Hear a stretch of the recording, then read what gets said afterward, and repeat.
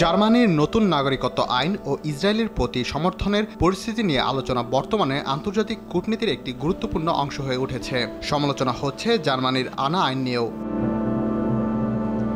Germany পরিষ্কার জানিয়ে দিয়েছে, from the river to the sea Palestine will be free, অর্থাৎ নদী থেকে সমুদ্র প্যালেস্টাইন স্বাধীন হবে। সামাজিক মাধ্যমে এই স্লোগান যারাই পোস্ট বা শেয়ার করবেন তাদেরই নাগরিকত্ব অস্বীকার করবে জার্মানি।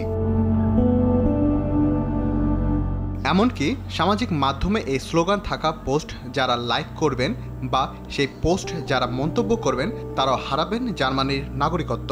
তুরস্কের রাষ্ট্রায়ত্ত সংবাদ সংস্থা আনাদোলুর প্রতিবেদনে উঠে এসেছে এমনটাই।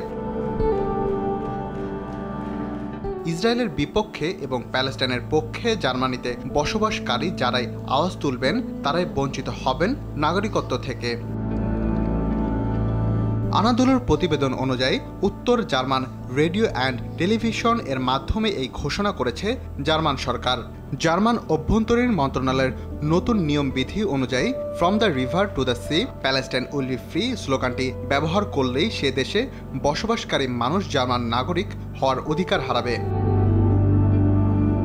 জার্মানিতে ক্রমবর্ধমান ইহুদি বিচ্ছেদ ও বৈষম্য শেষ করতে নাগরিকত্ব আইন আরও কঠোর করেছে সে দেশের সরকার। কিন্তু কেন from the river to the sea Palestine will be free এই নির্দিষ্ট স্লোগান নিয়েই আপত্তি তুলেছে জার্মানি। আদালতে এই স্লোগান উঠেছিল ইসরায়েল তৈরি হওয়ার কয়েক দশক পর। স্লোগান তুলেছিল প্যালেস্টাইন, ইসরায়েলের এক পাশে জর্ডান নদী এবং অন্য পাশে ভূমধ্যসাগর। তাই ইসরায়েলের মনে করে প্যালেস্টাইনের এই স্লোগান আসলে তাদের অস্তিত্বকে অস্বীকার করে, পাশাপাশি ইসরায়েলকে দখল করে নেয়ার বা নিশ্চিহ্ন করার দাবিতে এই স্লোগান বলেও দাবি করা হয়। রাকিব হাসান, RTV।